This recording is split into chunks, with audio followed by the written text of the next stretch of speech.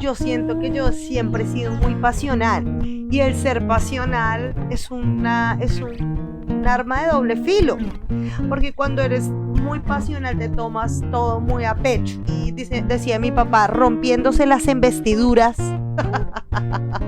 Eso se rompe las investiduras, decía. Y mi querer explorar, mi querer salir y también mi carácter, que no era una persona que, digamos, que asumiera razones y normas, sino que yo las rompía siempre, hacía lo que no tenía que hacer siempre.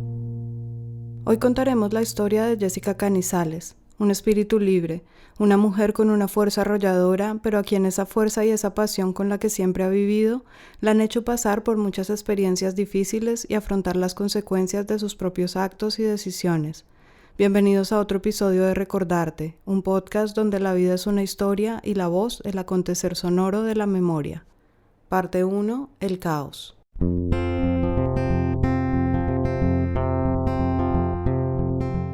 Lourdes Peñalosa es la mamá de Jessica y al nacer perdió a su propia madre. Creció a cargo de su abuela y de su tía, que intentaron darle todo el amor posible, pero que no pudieron nunca reemplazar el lugar de esa madre que dejó su vida en la sala de partos después de parirla. A los 15 años, ella misma fue madre de un niño. Quedó embarazada de su pareja, Óscar Canizales, que era por ese entonces también muy joven, pero que la apoyó desde el comienzo.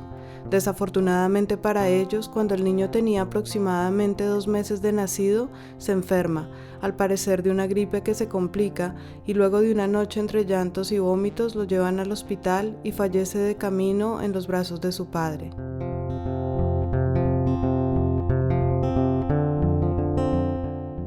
Óscar Canizales es el padre de Jessica. Viene de una familia humilde que llegó del campo a la ciudad y para el momento en que Jessica estaba por nacer, él trabajaba como detective de extorsión y antisecuestro para la entidad que entonces se conocía como el DAS, el Departamento Administrativo de Seguridad de Colombia. Su trabajo estaba lleno de riesgos, más teniendo en cuenta que se trataba de finales de los 80s, cuando el problema de los carteles del narcotráfico, Pablo Escobar y las mafias estaba en pleno furor en el país. Él le promete a Lourdes que cuando tengan su propio apartamento y su carro se casarán y se irán a vivir juntos, para entonces planear tener otro hijo y así lo hacen. Jessica nace el 12 de noviembre de 1989, 24 días antes de que estallara una bomba explosiva de grandes proporciones en el edificio que era la sede principal del DAS en Bogotá, precisamente el lugar donde trabajaba su padre por ese entonces. Él debía haber tenido vacaciones en julio de ese año, pero a la espera del nacimiento de su hija decide no tomarlas y solicitar que se las cambiaran para los meses de noviembre y diciembre, cuando esperaban que Lourdes diera a luz. Eso lo salvó de estar en ese edificio, en ese día nefasto en que murieron 63 personas y en que quedaron heridas más de 600, muchas de ellas amigos y conocidos suyos. Desde entonces siempre se cuenta en la familia esa historia de cómo el nacimiento de Jessica salvó la vida de su padre. Siempre sentí desde chiquita, desde muy pequeña, la necesidad de ser libre. Sí recuerdo eso, la necesidad de sentirme libre. Jessica crece como una niña muy solitaria. Pasaba la mayor parte del tiempo con su madre mientras su padre trabajaba, muchas veces fuera de la ciudad. Desde muy niña había algo que la hacía sentir que no encajaba del todo en ese ambiente en el que crecía. El apartamento en que vivían, la ciudad, la protección extrema de su madre le producían una sensación de encierro en un mundo que parecía muy pequeño para ella. Y por eso, las pocas veces que salían de esos espacios, respiraba un poco de esa libertad que tanto añoraba. Recuerdo mucho por parte de mamá, mi abuelo dejó una casa pequeña en un lugar que se llama Las Juntas. Es un lugar bien bonito, hay mucha vegetación, hay mucha montaña. Recordaba cada vez que iba allá lo bien que me sentía entre el monte. Me encantaba estar allí. Me acuerdo mucho de un baño que había en la casa y el baño era en barro y había una ventana sin vidrio que daba hacia la represa. Se veía toda la montaña y se veía, no sé, tengo ese recuerdo alguna vez de muy niña bañándome y una ranita ahí, una ranita verde. Y eso es, no sé, siempre se me quedará como en la memoria. Y Y es eso, como la necesidad de ser libre, de, no sé, de no vivir en la ciudad. Además, porque mi niñez, yo fui una niña muy sola, no tuve hermanos. Aunque sus padres planeaban tener más hijos, cuando Jessica tenía aproximadamente 8 años, su mamá tuvo un episodio difícil que luego los haría desistir de otro embarazo y de otro proceso de crianza. Yo sí la veía como enferma, como desesperada de un lado para el otro en la casa, pero pues yo estaba muy chiquita, yo tendría tal vez 8 años, y yo, ay mami, yo quiero salir, yo quiero. Y estaba una tía, y recuerdo mucho que mi tía me dijo, mamita, salga un rato, que su mamá está como enfermita. Su madre había tenido un ataque de pánico, una condición que debería tratarse por el resto de su vida y que estaba unida a un estado de depresión que parecía ser hereditario, pues varios miembros de su familia habían tenido padecimientos similares. Pasó como por un largo proceso, la tuvieron hospitalizada, yo creo que más de un mes. Ya después de un tiempo ya la empezaron a tratar con unos ansiolíticos, medicamentos para la depresión. Ya ahí era como controlar esos síntomas de esa depresión mayor de la que ella sufre, aún porque digamos que es una enfermedad para toda la vida. Con estos antecedentes de depresión en su familia, con unos padres que habiendo perdido un hijo en el pasado se hacen completamente sobreprotectores y con una infancia rodeada de personas mayores, Jessica se hace una niña precoz en muchos sentidos. No se identificaba con los niños de su propia edad y siempre experimentó una curiosidad muy grande por el mundo de los adultos y todo lo que hacían, en especial por todo ello que parecía prohibido. Entonces yo siempre tuve amigos mayores, yo desde muy chiquita quería saber qué se sentía fumar, además en mi casa son ultra fumadores, o sea, mi mamá es ultra fumadora, mi abuela era ultra fumadora, todos mis tíos se reunían en la casa de mi abuela a fumar cigarrillos, o sea, toda la vida todos fumaron. Entonces yo siempre crecí con qué será fumar, por qué los adultos fuman, quiero fumar, o la intriga de salir, de experimentar con la marihuana o con las drogas, ¿no? Creo que fue muy difícil por eso y mis papás sufrieron mucho, pobrecitos, ellos sufrieron bastante y también batallaron conmigo enormemente en su batallar. Creo que también, pues, tanto como ellos y como yo cometimos errores. Cuando Jessica habla de que sus padres cometieron errores en su intento de educarla de la mejor manera, se refiere a que a los 13 años descubrieron que ella estaba fumando marihuana con sus amigos del barrio y preocupados por esta situación, sin saber muy bien qué hacer, decidieron llevarla a un lugar de rehabilitación llamado Fundación La Luz. Allí duró internada alrededor de 6 meses y siendo todavía una niña se vio expuesta a situaciones muy fuertes que incluso muchos adultos nunca han visto tan de cerca y no se podrían imaginar. No tenía yo que estar allá a los 13 años por fumar marihuana, pero estuve ahí con un montón de gente que sí estaba muy mal y yo era la más pequeña de todo ese mundo de gente. Entonces allí yo me acuerdo mucho que había una chica por cocaína y la chica súper, hiper, mega operada y el esposo era un judío y entonces ella participaba de estas fiestas súper excéntricas donde les pasaban la cocaína en los platos y la vieja se volvió adicta a la cocaína para no engordar. Bueno, estaba como el caso de ella. Otro caso que me marcó mucho, no me acuerdo el nombre de esa señora, pero era una señora muy linda. Ella era adicta al bazuco y tenía, no sé, 56 años, pero parecía tener 80. Era muy, o sea, su rostro completamente una viejita. En esos días que ella estuvo ahí, le dieron como 2 paros cardíacos. Yo creo que ella ya no vive porque ella estaba muy mal. Y ella nos contó toda su historia cuando tenía más o menos 17 años. Ella era de una familia muy adinerada en Colombia. Y su esposo ya entra al modelaje y a todo este tema cinematográfico, de actores, de actrices.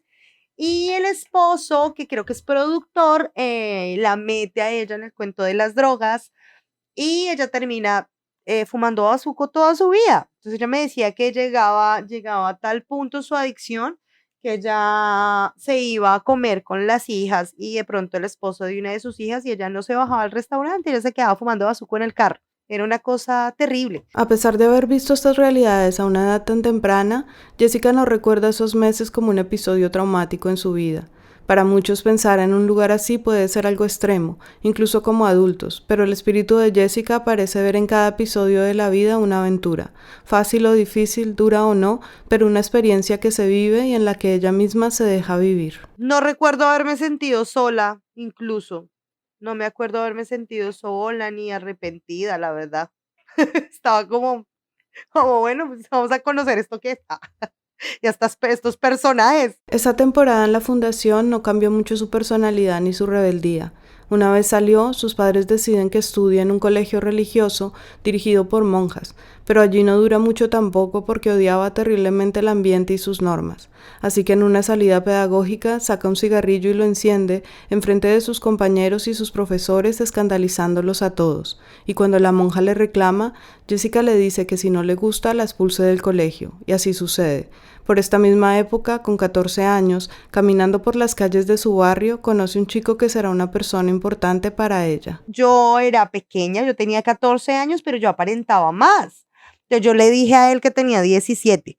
Incluso mis papás lo conocieron, sabían que era mi novio. Y al poco tiempo de conocer a ese chico que se llama Damián, Jessica tiene que darle a su madre una noticia importante. Y yo me había quedado en casa y había hecho el arbolito de Navidad, como cosa muy rara. Entonces mi mamá llegó y me preguntó, uy, hija, ¿y eso? ¿Y ese arbolito de Navidad por qué está hecho? Y yo, no, a mí, no, por nada. Y yo estaba acostada, entonces ella entró y cerró la puerta.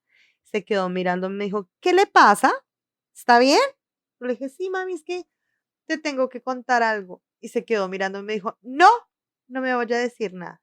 Está embarazada, ¿cierto? Le dije, sí, señor. Me dice, no vamos a armar un escándalo, déjeme que traigo un pollo asado. Nos comemos el pollo y ahí sí lo hablamos. Y así fue, entonces ya sacó el pollo y yo ya empecé a llorar y mi papá, ¿qué es lo que le pasa a Jessica? Que no sé qué. Entonces ya que está embarazada, no, terrible, se va de la casa. Entonces mi mamá me defendió, le dijo que no, que si él no se acordaba lo que les había pasado con el niño, que él no me iba a dejar, que ella no me iba a dejar sola, que se iba él o nos íbamos nosotras, pero que ella no iba a permitir que yo me fuera. Su madre la apoya decididamente, pero para su padre fue mucho más duro aceptar la situación. Creo que ahí se rompió algo entre mi papá y yo. En el momento en el que supo que yo estaba embarazada, fue todo un caos. Él no me habló durante los 9 meses del embarazo, él no me habló hasta el final casi. Y eso porque un día estaba yo acostada, ya tenía pancita, pero pues yo era una niña, entonces mi pancita era violeta, era muy pequeña. Entonces mi mamá le dice, ay, tóquele la barriga a su hija, que Violeta está que se mueve, y mi papá me tocó la barriga y le pegó un patadón como si quien dice, yo estoy aquí, me tienes que aceptar, ¿no? Entonces él se alteró así, saltó. Y entonces, Lourdes, fumémonos un cigarrillo, y se fueron para la cocina a fumarse en un cigarrillo. Su embarazo pasó así, con el apoyo de su madre y la actitud más lejana de su padre, cosa que solo cambiaría después de que él conociera a su nieta. Jessica dio a luz antes de cumplir los 15 años y durante los primeros 2 años de su hija se dedicó completamente a cumplir con el rol tradicional de una madre. Seguía todavía en una relación con Damián, el padre de la bebé, y entró a estudiar en una institución que le permitiría terminar la secundaria en un tiempo más corto del normal. Iba a sus clases e inmediatamente volvía a casa a estar con la niña. Sin embargo, luego de esos 2 años, empezó para ella otra época de mucha contradicción y mucho cuestionamiento. Sentía que no podía vivir su juventud. Se enamoró de otro chico y terminó su relación con el papá de Violeta, y toda esa rebeldía volvió, causando que la relación con su mamá se deteriorara mucho y llevándola nuevamente a buscar otras experiencias y a cruzar muchos límites. Fue muy duro y empecé a refugiarme mucho en las drogas. Entonces, fue una época donde me sentía bastante deprimida y escribía mucho. Fue una época donde pudo pasarme muchas cosas, estuve en lugares muy peligrosos y no me pasó nunca nada. Su impulsividad y ese ímpetu de libertad y rebeldía que siempre la han caracterizado se convirtieron en esta época en un arma de doble filo. Yo tuve una época donde consumía cocaína todos los días. Yo llegué a pesar unos 42 kilos en esa época. Y yo creo que en mi casa todos sabían, pero era algo que nunca se hablaba, ¿no? Nunca se decía, nunca se hablaba, nunca nada. Y ya luego de eso yo dejo de consumir tanto, pero sigo consumiendo. De vez en cuando, ya después era cada 8 días, cada 15 días, cada una fiesta, cada 2 fiestas, y así duré muchos años. Sin pensar mucho en las consecuencias, consumía la cocaína porque con ella experimentaba sensaciones que inicialmente la atrajeron mucho. Y se siente uno muy, muy elocuente y con muchas ganas de hablar de muchas cosas, también muchos temas, pero asimismo también como agarra ese motor, ese afán de hablar, de compartir, también llega pues un momento donde da un bajonazo y es un bajonazo como emocional, entonces es terrible. Esos bajonazos posteriores al consumo de cocaína empiezan a tener consecuencias más graves, entre otras episodios muy fuertes de depresión que desencadenaron en intentos de suicidio. Un estado en general con la vida. Ya la verdad no le veía sentido a la vida, a pesar de que ya tenía a mi hija. Es una cosa difícil de decir y yo creo que un poco incomprensible tal vez, pero es así. A pesar de que la tenía ella, a pesar de que tenía una linda familia, yo no quería vivir. ¿Por qué? No sé. No, no quería vivir. No quería más. No querer vivir más, como ella misma lo dice, es un estado imposible de comprender para el que lo mira desde afuera. Ese deber ser como madres que nos han impuesto la sociedad y la religión no son suficientes para entender a Jessica. El instinto maternal y la incondicionalidad son moldes que no representan a todas las madres. Cada una es un universo, una personalidad específica, mujeres que son todas seres únicos y que no siempre están preparadas o que no eligieron en un momento dado asumir esa responsabilidad. Y Jessica es uno de esos casos. Simplemente ha sido la madre que la vida y sus propias circunstancias le han permitido. Yo afronté ese momento de mi vida y como todos los estados, como que dejé que pasara. Tampoco me enfrasqué mucho o sea, en recriminarme, ni en a victimizarme, simplemente dejé que pasara el tiempo, que pasaran los pensamientos, que pasara el sentimiento, que pasara. Dejó que pasara y que fuera el tiempo la fuerza sanadora de todas esas heridas, pero como era inevitable, estos intentos de suicidio trajeron consigo experiencias difíciles, y es que, por ejemplo, ella tuvo que ser ingresada varias veces en clínicas psiquiátricas que le dejaron recuerdos muy duros. En alguna ocasión estuvo en una clínica llamada Montserrat, una institución donde recuerda permanecer sedada la mayoría del tiempo y en ocasiones salir a un patio verde al aire libre a fumarse un cigarrillo, mientras a su alrededor caminaban otros pacientes, algunos hablando solos y otros mirando horizontes que solo ellos veían. Pero quizás las experiencias más difíciles fueron en otra clínica de Bogotá llamada Nuestra Señora de la Paz, un lugar que recuerda casi macabro y al que un día se prometió no tener que volver jamás. La UCI es como un lugar, como hay varias camas y lo tienen a uno ahí hipervigilado, o sea, no hay puertas, no nada, hay como un vidrio y detrás están las enfermeras y todo el día está súper vigilado de todo lo que haces, incluso hasta cuando vas al baño. En la sala de cuidados intensivos pasó varios días, no recuerda cuántos, pues no era consciente del tiempo por el efecto de la sedación.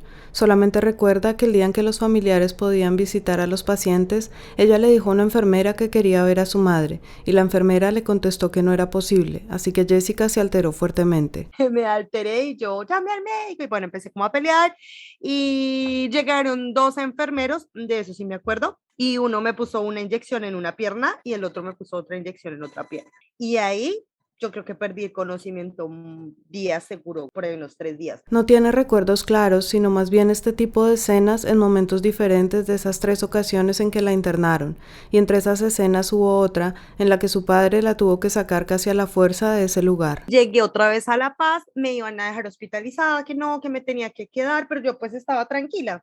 Estaba en una crisis de ansiedad, pero pues estaba tranquila.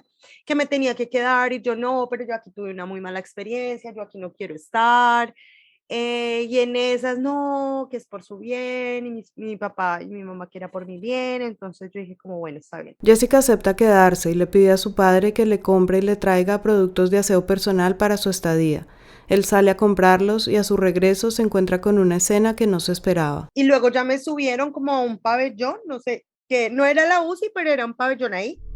Las camas vomitadas, todo era precario, chicas amarradas, no, horrible, horrible. Yo le dije, había una enfermera, yo no me quiero quedar acá, no, se tiene que quedar, o sea, no sé, como contra todo, vulneran los derechos de uno de todas las formas y no solo de uno, pues de todas las personas que están allí.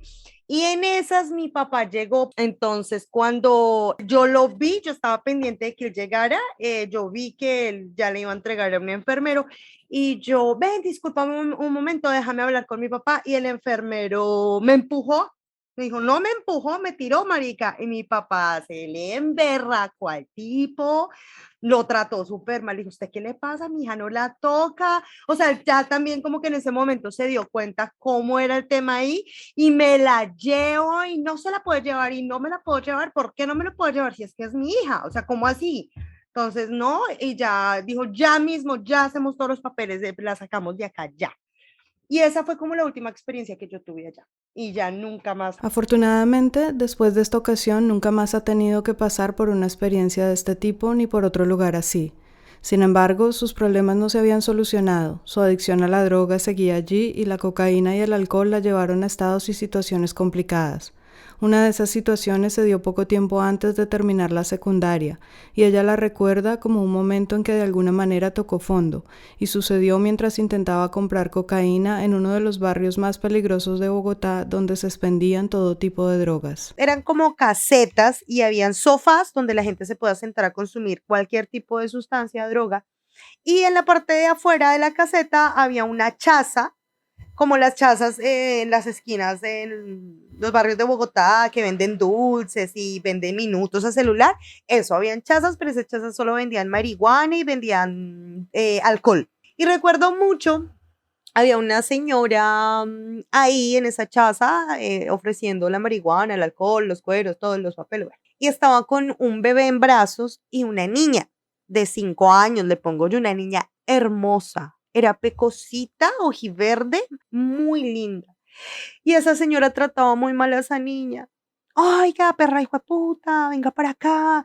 Y me acuerdo que se le voló a ella como el parasol y la trató tan mal y recoja eso, es que no sirve para nada, o sea, un maltrato terrible. Tanto fue así que habían unos tipos ahí fumando bazuco, habitantes de calle, que le reclamaron a la vieja porque estaba tratando así a la niña.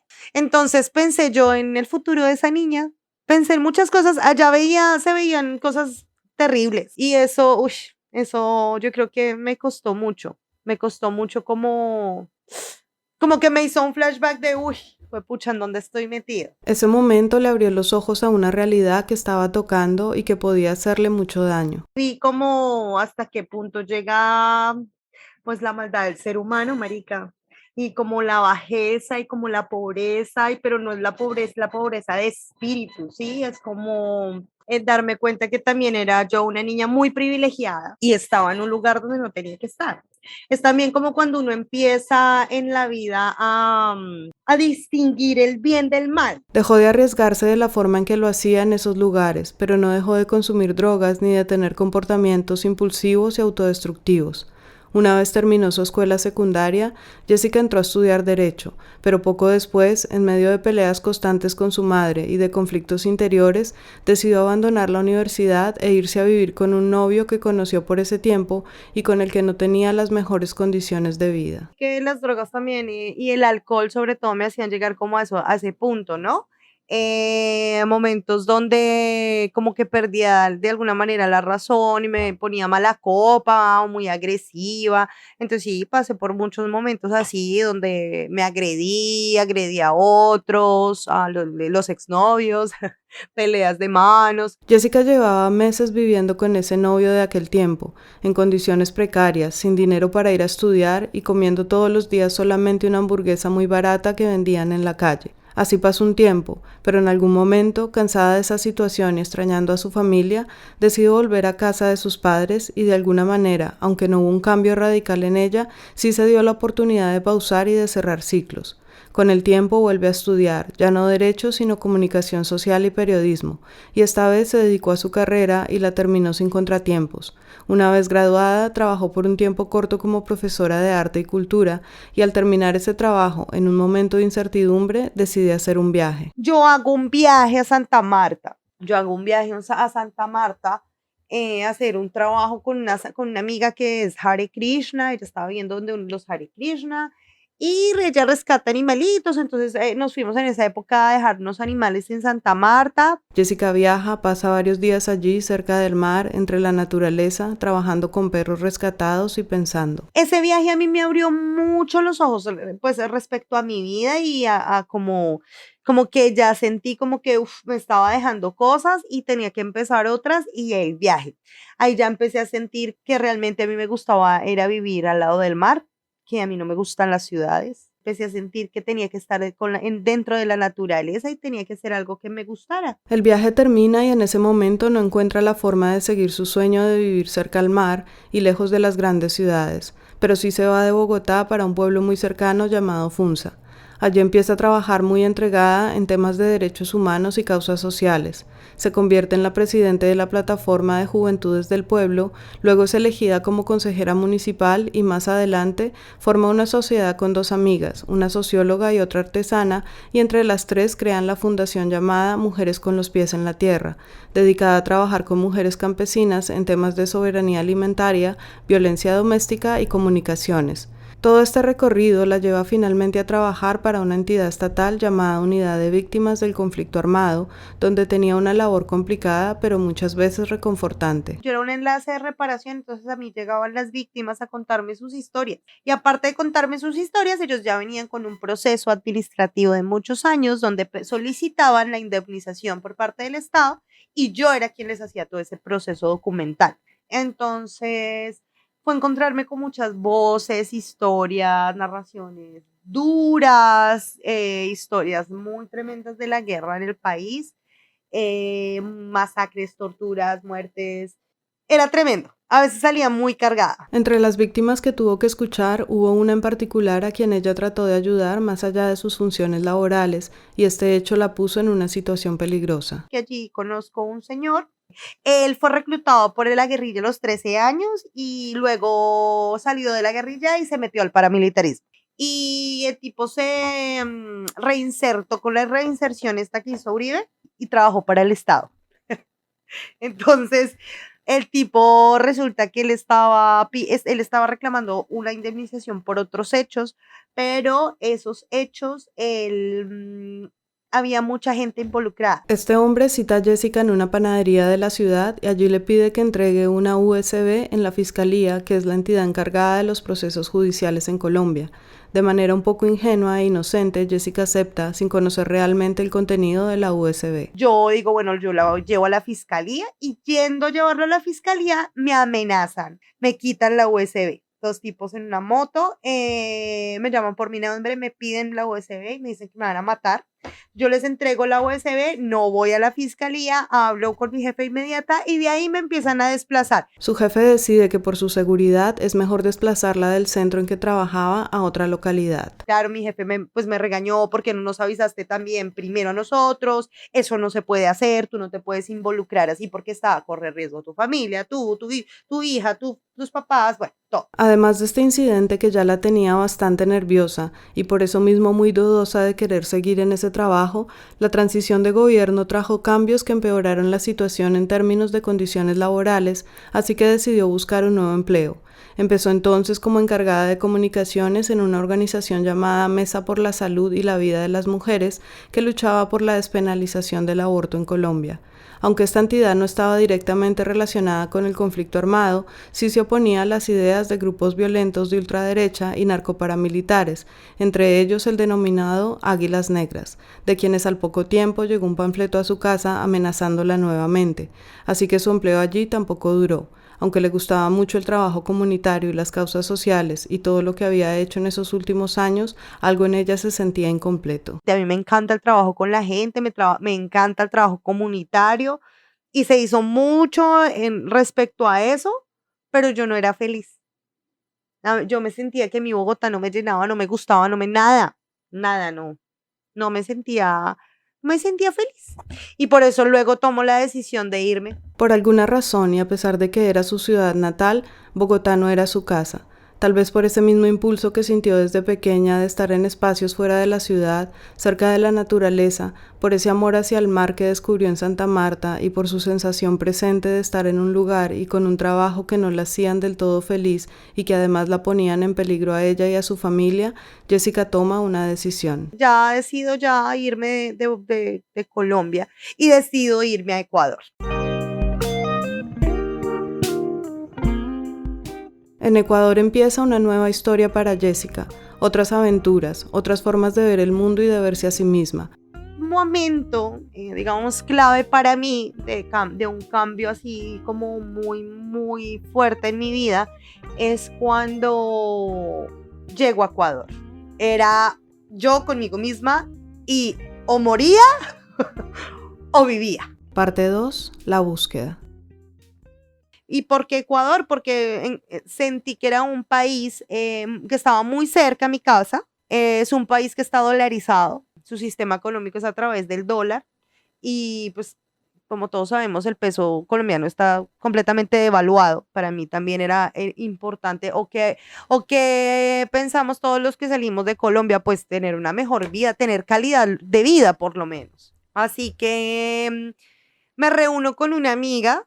Y una amiga es la que me dice, Jessy, Ecuador está lindo para que te vayas, a ti te iría muy bien, porque aparte de mi profesión, a mí siempre me ha gustado el comercio, toda la vida, me ha gustado las ventas. Su amiga se llama Ana María Triana y tenía que viajar muy pronto al Ecuador, así que decidieron viajar juntas. El plan era llegar inicialmente a Quito y quedarse una noche con ella, para luego seguir su viaje sola hacia la costa de ese país. Entonces dijimos, pues viajemos las dos, pero yo sigo para la costa porque esa es otra cosa. Yo amo el mar. Entonces mis pies perseguirán el mar hasta el día que yo me muera. Y yo no me sentía feliz en Bogotá. Y las pocas veces que tuve experiencias de viajar, de estar como en sintonía con la arena, el mar, no, a mí me encantaba. Entonces yo dije, no, pues qué chévere tener también esa experiencia. Y pues la verdad era algo como había mucha incertidumbre. Realmente yo no sabía qué iba a pasar, pero mi intuición me decía que era por ahí. Esa voz interna que nos jala y parece querer llevarnos a lugares que ni siquiera hemos contemplado racionalmente fue la voz que impulsó a Jessica a dar este paso. Todos tenemos esa voz, a todos la intuición nos ha propuesto alguna vez una locura. La diferencia está en que no todos tenemos el valor de seguirla y asumir los riesgos. Quería llegar a hacer un voluntariado e ir mirando qué podía hacer en la playa. Ese era mi pensado. No sé por qué, pero ese era mi pensado. Yo efectivamente llamo, empiezo a conseguir, llamé a un lugar, a un hostel en Salinas, en Ecuador, súper queridos, unos chicos argentinos, eran los que administraban el lugar y me dijeron como, si te quieres venir ya, puedes venirte ya. O sea, el viaje me salió de una. Con el hospedaje y el voluntariado asegurados en ese hostal de Salinas, Ecuador, Jessica emprende el viaje y pasa una noche con su amiga en Quito, como lo habían acordado, para luego viajar sola a su destino cercano al mar. Al llegar allá, se encontró con un lugar muy bello en la península del Ecuador, un lugar muy turístico al que llaman el Miami ecuatoriano. Su voluntariado era de 5 horas diarias y en medio del trabajo conoció a muchas personas de varias nacionalidades.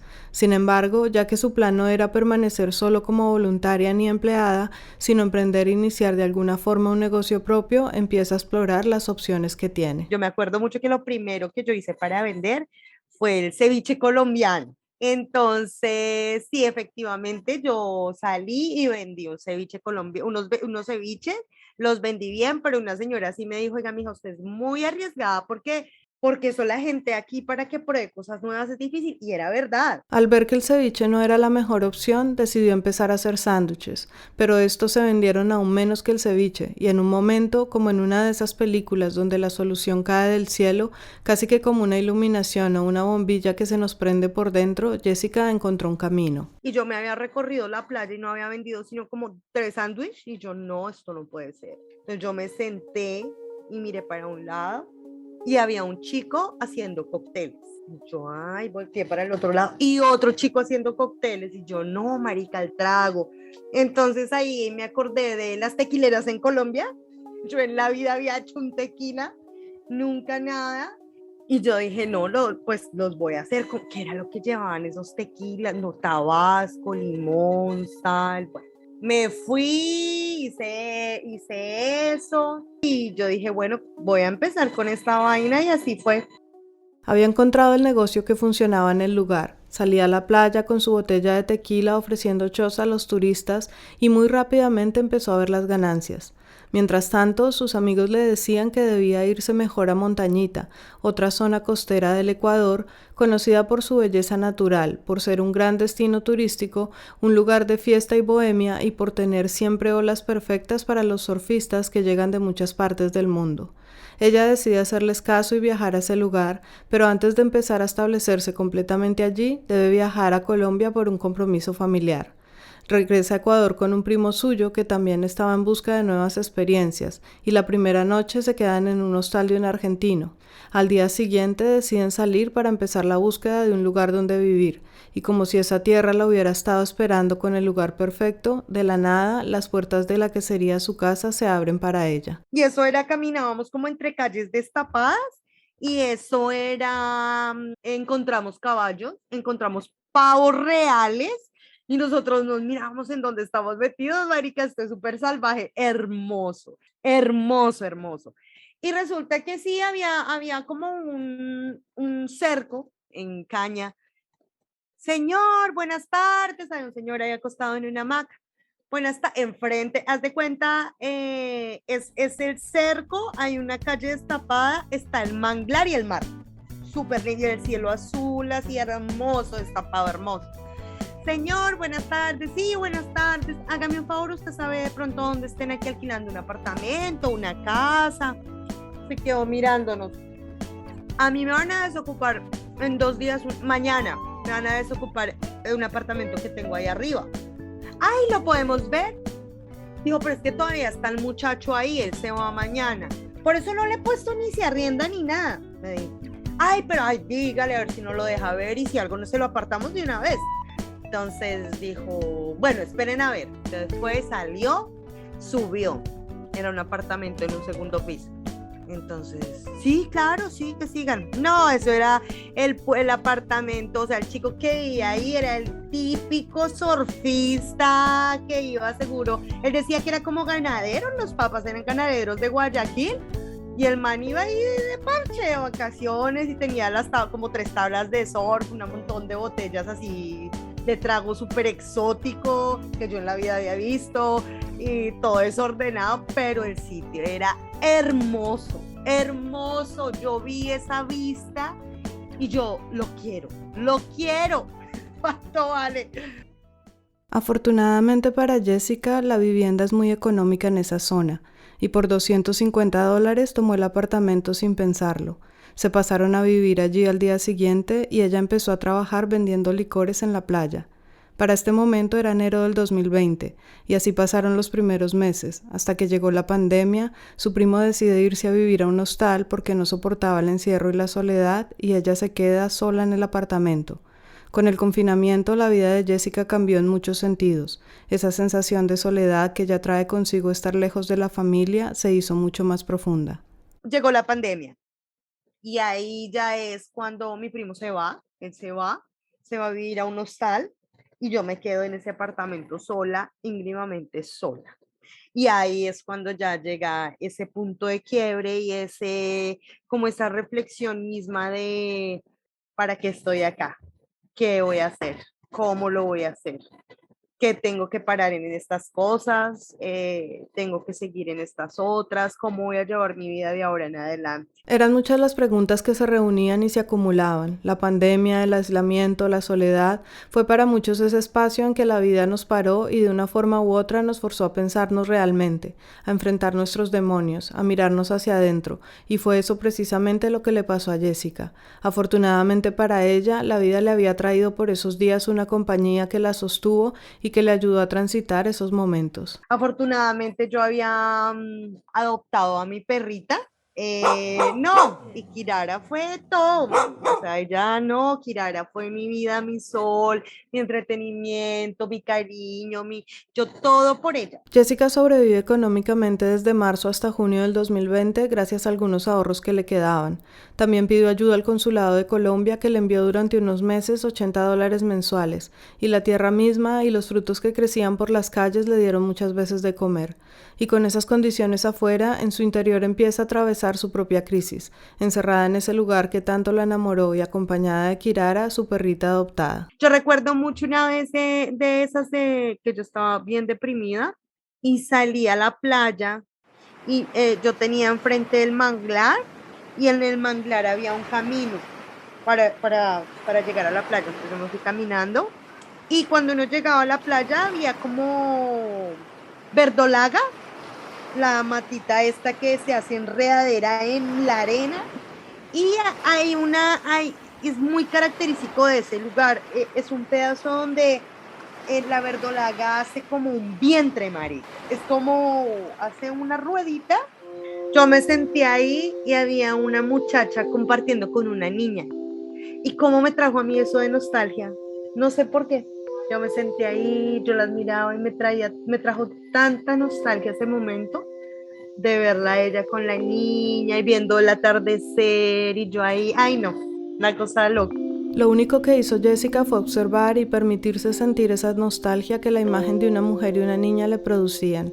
Tal vez se estaba viendo a sí misma, a la niña que fue y a la mujer que era ahora. Ese día también yo como que me quedé dormida ahí y sentí como que la tierra me aceptó, el lugar me aceptó. Yo sentí eso, como si yo hubiera estado en el vientre de la arena, de la tierra, del mar, del sitio, marica. Es que ese sitio, yo sigo insistiendo, yo no sé mucho, pero yo en mi intuición, yo siento que ese sitio es mágico. Es mágico. Ese vientre que la aceptaba, esa nostalgia al ver la niña jugando con su madre, todo lo que sintió significó para ella de alguna forma un renacimiento. Sintió que algo volvió a empezar y que en ese inicio muchas cosas de ella misma y de la forma en que había llevado su vida hasta ese momento tenían que cambiar. También hubo muchas personas involucradas en esa transformación durante esta etapa de su vida. Para Jessica ha sido claro que el mayor apoyo en este proceso de reconciliación consigo misma ha venido de múltiples mujeres que se han encontrado en su camino. Conocí amigas que tengo hasta ahora, que estaban igual que yo, pasando por esos mismos procesos, que nos acompañamos, nos velamos. Nos pasaban cosas mágicas, cosas raras. Y esas cosas mágicas que le pasaban para ella estaban conectadas directamente con Montañita, con la presencia femenina y con los animales, en particular con los perros. Como un día, no sé, fui a la tienda, se me pegó un perrito y resulta que el perrito terminó en la casa porque, pero ¿de dónde es ese perrito? Y Kirara, que era tan fuerte y tan esto, le cedió la cama al perrito y todas como, bueno, le cedió la cama al perrito, qué raro. Y al otro día el perrito a las 7 de la mañana, como quien dice, sáquenme a ver, que yo quiero irme para mi casa, ¿no? Bueno, vamos a ver dónde es que es su casa. Entonces el perrito se metía a una casa, a la otra. Buenas, aquí ve este perrito. No, aquí no hay este perrito. Este perrito se metía a todo lado. Y el perrito se terminó metiendo a una casa y salió un muchacho. Muchacho, no, ese perrito no es de acá. Dijo, pero yo tengo unas huertas acá, nosotros trabajamos con huertas, con un proyecto que se llama Huertas Orgánicas Familiares. Por si cualquier día quieres venir a aprender de la siembra, de la semilla, bienvenidos, bienvenida. Y yo, ay, muchas gracias, y me dejó entrar y no, marica, un paraíso, un jardín. Una cosa divina. Los dueños de la huerta dirigían un proyecto llamado Pura Hoja y trabajaban con temas ecológicos, de cultura, de arte y de infancia. Y ese llegar allá, gracias al perrito salvaje que la llevó, se convirtió en toda una bendición durante esa temporada de aislamiento. Después de que empezó la pandemia, porque como se alargó tanto el tiempo, yo empecé a ir también como para descansar un poco de estar tan sola. Y era muy bonito porque entonces hacíamos recolección de semillas, regábamos las plantas, siembras, ellos hacían el almuerzo súper saludable. Kirara era terrible porque era una bebé, entonces eso, todo se lo comía, con todo quería jugar. Tanto Jessica como Kirara estaban disfrutando mucho de ese espacio y de las personas que lo habitaban, y el perrito no solo las llevó a ese lugar, sino que además, más adelante, les traería uno de esos milagros cotidianos que suelen suceder en lugares mágicos como Jessica se refiere a Montañita. Salimos de esa casa y venían unas chicas en una moto buscando el perrito. Ay, estaba, no me acuerdo cómo era que se llamaba el perrito, pero eso, ay, perrito, ay, mi perrito, gracias señora por el perrito, gracias. Se fue toda la noche y es que él lo rescatamos de Guayaquil y él no sabe, ay, pero eso era una lindura de perro. Y mira cómo es la vida. Después, eso fue como 2 meses después, a Kirara la cogió un carro en el pueblo. Y yo quedé con Kirara, yo parecía una loca, marica, porque afortunadamente ella pudo salir, pero el carro le cogió las paticas de atrás. Entonces ella quedó llena de sangre y salió, pero no, yo estaba como loca, marica. Yo tenía ese día, yo había ido a surfear, tenía la tabla de surf, tenía una maleta, estaba súper encartada, yo boté todo y cogí a la perrita, yo no sabía qué hacer y aparecieron ellas, las mamás del perrito. ¿Qué te pasó? No, me cogió el carro. Camina, súbete al carro. ¿A dónde te llevamos? Te llevamos a un veterinario, tal, no sé qué. Mira cómo es la vida. Kirara se salvó e incluso se recuperó mucho antes de lo que el veterinario diagnosticaba. A los 3 días, aún con sus patas heridas, ya estaba caminando por la playa. Entre el trabajo en la huerta, los cuidados que le daba a su perra y a otros animales que fue adoptando con el paso de los días, perros y gatos que llegaban a comer a su casa y después seguían su vida vagamunda por las calles del pueblo y el manglar, Jessica pasó esos meses de aislamiento y todo ese proceso interior y, si se quiere, más espiritual. Pero luego vino también un hacerse consciente de los problemas que la habían perseguido toda su vida y aceptarlos. La cocaína, la vida bohemia y la impulsividad, todo lo que la hizo muchas veces ponerse en situaciones peligrosas sin medir las consecuencias. Ahora estaba viviendo en un lugar donde la fiesta y las drogas estaban al alcance de la mano, pero a diferencia de todos los años anteriores, esta vez estaba sola. Su familia no estaba cerca para recogerla y levantarla si se caía, para sostenerla si llegaba a algún extremo o se ponía a sí misma en una situación peligrosa, y eso definitivamente logró un cambio muy grande en ella. Es un lugar donde también como puede ser un paraíso, es un infierno también. Hay mucha droga, hay mucha pesadez, hay mucha fiesta. Entonces sí, como te digo, si uno más como mujer no vives en ese lugar desde el autocuidado, perdiste. Perdiste. Tuve amigas que las violaron, les hicieron, las drogaron.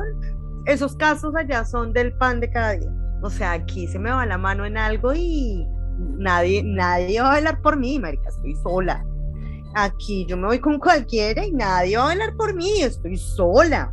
Tengo que cuidarme. Entonces, yo siento que desde a partir de eso me hizo ver la vida de una manera muy diferente y empezar a asumir responsabilidades propias de mi autocuidado. No volvió a consumir cocaína y si se trataba de escoger entre estar de fiesta o estar en casa cuidando a sus animales, ella empezó a preferir la casa. Así se cuidaba y así vivió o sobrevivió la precaria situación económica que atravesaba, hasta que en junio del 2020 una amiga española que Jessica había conocido a su llegada a Ecuador y que ahora vivía en Canadá, la llama y le dice que quiere abrir un restaurante de paellas en Montañita y que quiere que Jessica le ayude en el proceso de establecer el negocio y administrarlo mientras ella misma puede viajar. Otra de las muchas veces en que una mujer le ha tendido la mano y le ha abierto una puerta desde que dejó su país. Jessica aceptó sin dudarlo y empezó también a vender cócteles en una barra que adaptaron dentro del restaurante. Así se acercaban los turistas que en medio de la pandemia llegaban a veces en menor o mayor cantidad a las playas. Yo vendía unos cócteles dentro de la fruta, entonces eran exóticos, era diferente, nadie los hacía. Entonces, digamos que sí, hubo mucho reconocimiento detrás de todo lo que se hizo allá. Y fue algo bonito, fue una experiencia linda también para mí. El restaurante se abrió y empezó a funcionar, pero la pandemia no dejó que el negocio despegara del todo. Su amiga viajó a Montañita, pero luego se fue nuevamente, ya no para Canadá, sino para Estados Unidos, y Jessica se quedó trabajando con sus cócteles. Sin embargo, su tiempo en Ecuador y en particular en esa tierra llamada Montañita que tanto amó y ama, también tenía una fecha de expiración y esa fecha llegó. Durante el 2020 se empezaron a escuchar rumores sobre la presencia de grupos armados ilegales colombianos en Ecuador. y el 28 de febrero del 2021, Jessica recibió en su correo electrónico una nueva amenaza de muerte en la que afirmaban saber dónde estaba y le exigían irse de Montañita. Esto la llevó nuevamente a buscar un nuevo destino, y precisamente esa amiga española con quien había abierto el restaurante la llama y le ofrece una posibilidad para viajar a Miami. Así que el 3 de mayo del 2021, Jessica salió de Ecuador, agarrada nuevamente de la intuición que le decía que eso era lo correcto y con el panorama lleno de incertidumbres. ¿Y qué tal si me va mal? ¿Y qué tal si no consigo plata? Yo me vine con una deuda. ¿Qué tal si no la puedo pagar? ¿Qué tal? Con miles de cosas en la cabeza. Bueno, voy a empezar de nuevo. Realmente voy a un lugar sola. Y a pesar de todo eso, yo creo que también en algunos momentos estuve como que no, como decía, como no, mejor me quedo. Kirara, los gatos, los perros que alimento, ¿qué voy a hacer? Y mi mamá y mi papá me dieron mucho ánimo en el hecho de vete para allá, te va a ir bien, vas a estar bien, te va a gustar, vas pues. Sobre todo mi mamá tenía esa intuición realmente clara, siempre la tuvo, que a mí pues me iba a sentir bien acá, que a la final yo creo que uno siempre busca su lugar en el mundo, ¿no? Su amiga le ofrece un trabajo que ella tenía en Miami para que empezara en cuanto llegara allí, pues ella se iba en pocos días para otra ciudad de los Estados Unidos. Le cuenta que es un trabajo duro pero que pagan bien y que con eso podría empezar su vida allá. Yo salí de Ecuador muy triste, como mucho primero porque yo pensaba que me iba a quedar realmente mucho tiempo en Ecuador. Hacía poco una tía de Jessica y su compañera se habían ido a vivir también a Montañita, así que Jessica decide hablar con ellas para coordinar qué iba a pasar con Kirara, su perra y con todos los animales que tenía a su cuidado, pues esa era una de sus mayores preocupaciones con respecto a su viaje. Acuerdan que ellas se quedarían en el apartamento que Jessica tenía y por el que había dejado pagos 4 meses de arriendo, y que además asumirían el negocio de los cócteles, lo que les permitiría un ingreso económico. Salí ese día con una maleta gigantesca, como 2 maletas grandes, y yo, Dios mío, ¿dónde carga uno toda la vida en 2 maletas? Al poco tiempo de su partida, su tía empezó a sentirse mal y en un inicio pensaron que podía ser dengue, pues es una enfermedad común en esa zona por la humedad del ambiente, pero luego de unos pocos días su compañera se enfermó también y se dieron cuenta de que en realidad tenían COVID.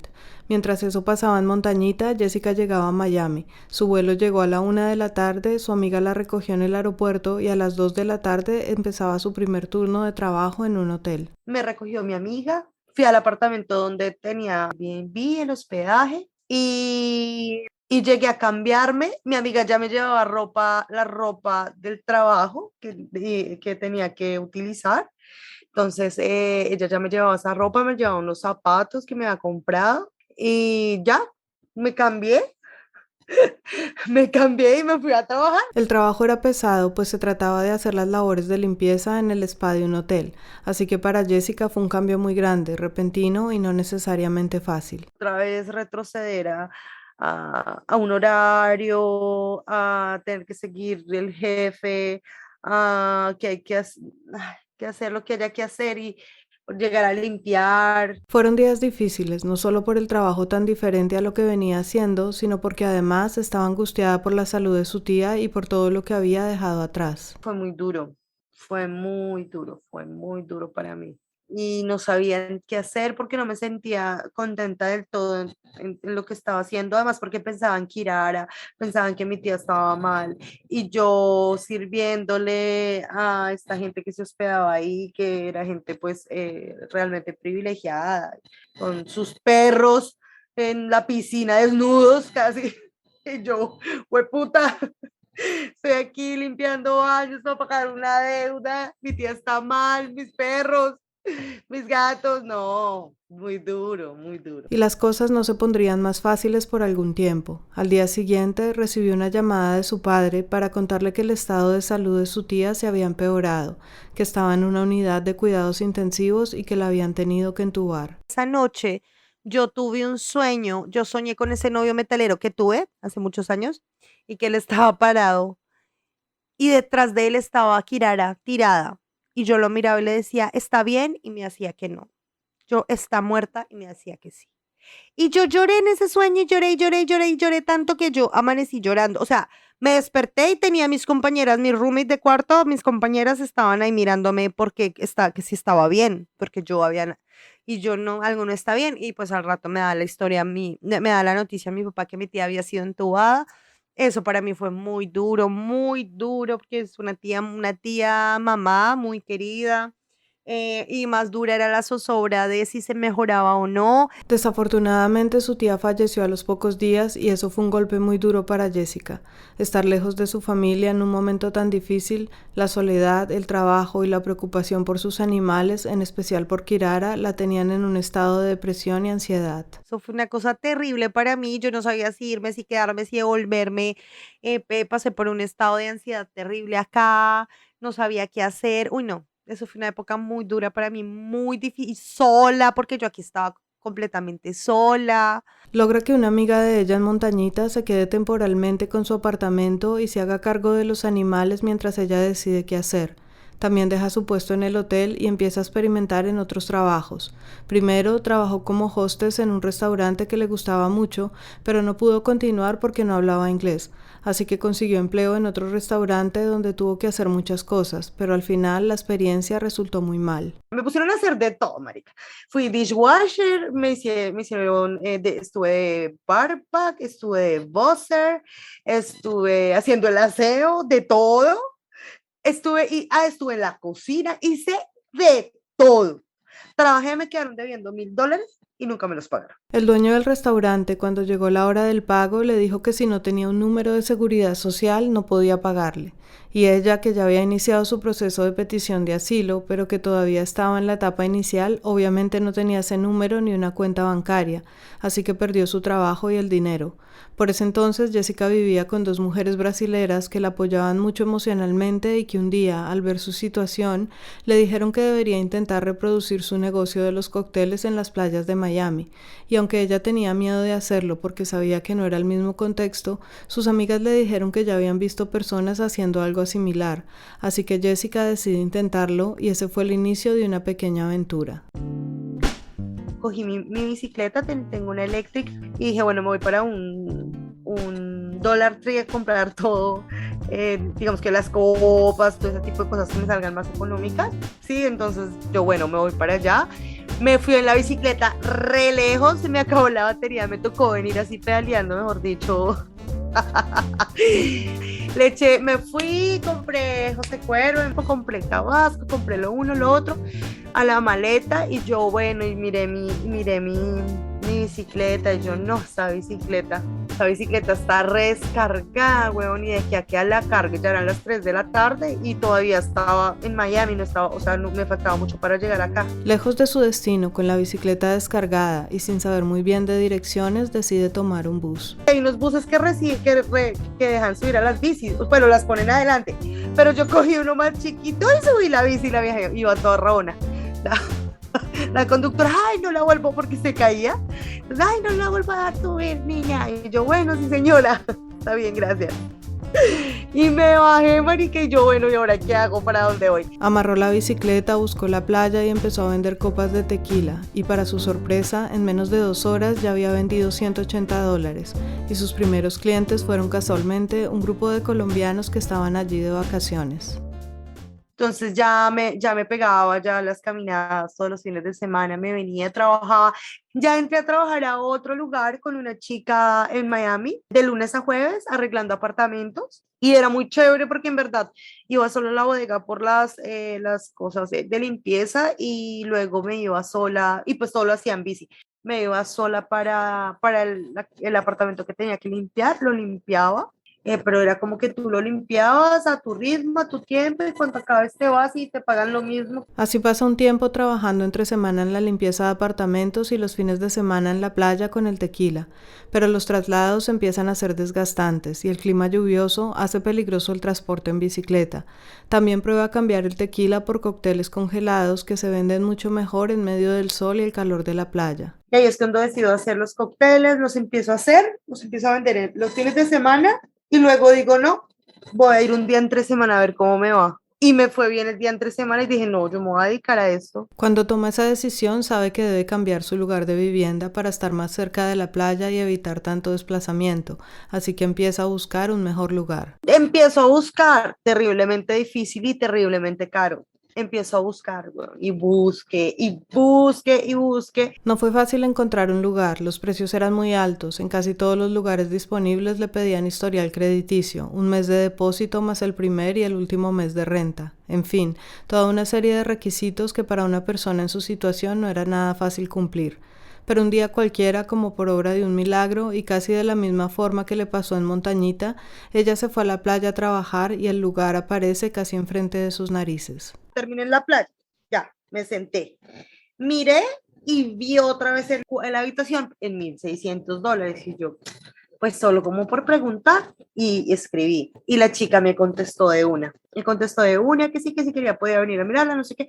Yo, bueno, listo, ¿y dónde están ubicados ustedes? Y me mandó la dirección y una cosa rarísima, marica, estaba aquí, o sea, estaba a una cuadra, estaba a una cuadra de la playa, pero estaba derecho, aquí derecho. Y me vine por acá, las chicas hablaban solo inglés, eran dos alemanas. Con las alemanas vivía un chico mexicano que le ayudó traduciendo la conversación.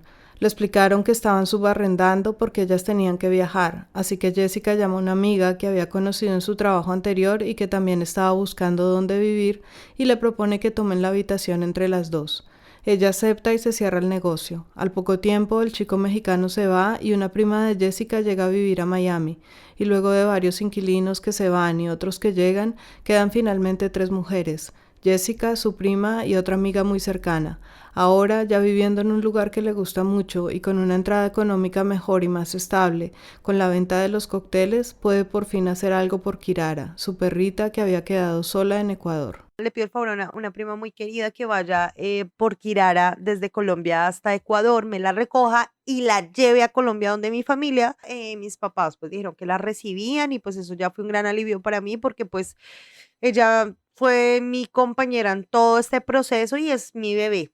Entonces yo siento, a mí me da mucho pesar porque aún siento que de pronto ya pensara que yo la abandoné, pero no la he abandonado. Tranquila porque Kirara ya está en casa de su familia, sigue trabajando y ahorrando, llevando a cabo su proceso de petición de asilo y sintiendo que de alguna manera su panorama de vida en los Estados Unidos se va aclarando poco a poco.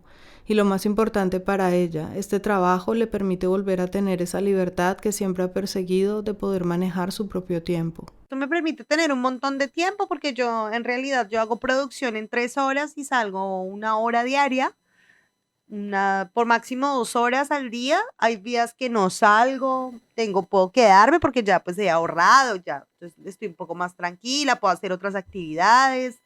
Viernes, sábado y domingo son muy buenos, entonces salgo con todas, salgo 2 veces al día, 3 veces, depende de cómo esté. Y así Miami se ha convertido en su nueva casa.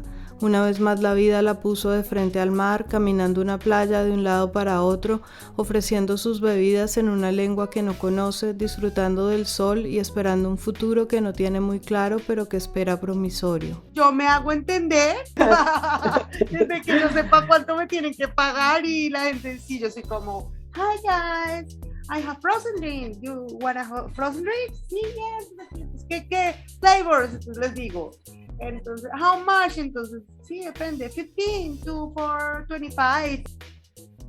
Sus padres y su hija viajaron hace poco a visitarla y está feliz de ver cómo paradójicamente la distancia ha logrado sanar esa relación entre ella y su familia, que casi siempre fue tan difícil mientras los tuvo cerca. La relación que yo tengo con mis papás es excelente. Nos amamos, nos hablamos todos los días, hacemos videollamada, ellos vienen, ahorita que pudieron venir en diciembre, compartimos. Mi papá estuvo dichoso, mi mamá también, se quedó conmigo 2 meses y medio. Violeta pues estuvo contenta, pero no se quiso quedar.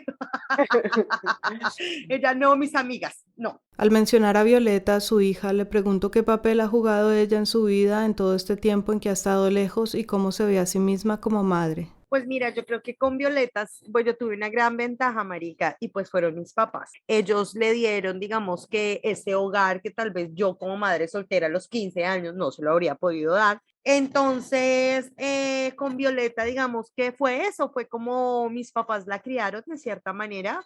Nuestra relación, incluso yo creo que parecemos más hermanas que madre e hija, pero yo también soy muy consciente de mi rol, así que la molesto bastante. Y pues en definitiva, mis papás, digamos que asumieron ese rol toda su infancia, pero quien ahora está asumiendo toda su responsabilidad, la carga económica y demás soy yo. En este momento, el papá y yo. Ahora, mucho más madura, después de todo ese proceso de transformación que implicó irse del país y vivir esa etapa tan diferente en Montañita, después de dejar la droga y el estilo de vida que llevaba en sus años de adolescencia y juventud, Jessica piensa en su familia y valora cada detalle y cada momento con ellos. Me siento feliz de poder hacer para mí, por mí y para ellos. Y en este momento siento que la vida me ha dado un poco para poderles retribuir todo lo que han hecho por mí. Y eso me hace muy feliz. Y a ellos los hace muy felices también. Jessica está hoy en un momento en que su vida se siente plena. Ha llegado a este punto no solamente alimentándose de sus experiencias, sino que también cree que los libros, la música y la escritura, que han sido siempre parte de lo que es, la han ayudado a encontrar su camino. Ahora, con ese trabajo de vender cócteles en la playa que le permite manejar su tiempo y no vivir atada a horarios impuestos, saca entre sus días el espacio para dedicarle a esas cosas que la apasionan. Y entre ellas acaba de encontrar una nueva compañera. Se llama Ichin y es una gatita bebé que rescató hace muy poco en la playa de manos de un indigente que no podía cuidarla y que ahora está creciendo feliz en su casa.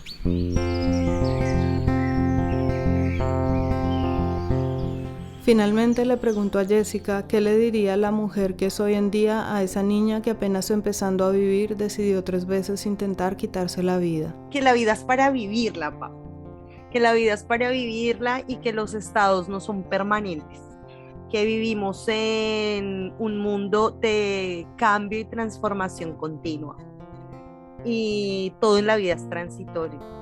Todos los dolores son transitorios, todas las felicidades son transitorias, todas las alegrías, todas las derrotas. Hay que vivir. Mi abuela me decía, en la vida ni se gana ni se pierde, ni se fracasa ni se triunfa. En la vida se aprende, se crece, se descubre, se escribe, se borra y se reescribe otra vez. Se hila, se deshila y se vuelve a hilar. El día que comprendí que lo único que me voy a llevar es lo que vivo, empecé a vivir lo que me quiero llevar. Poesía purépecha, Mexicateahuy.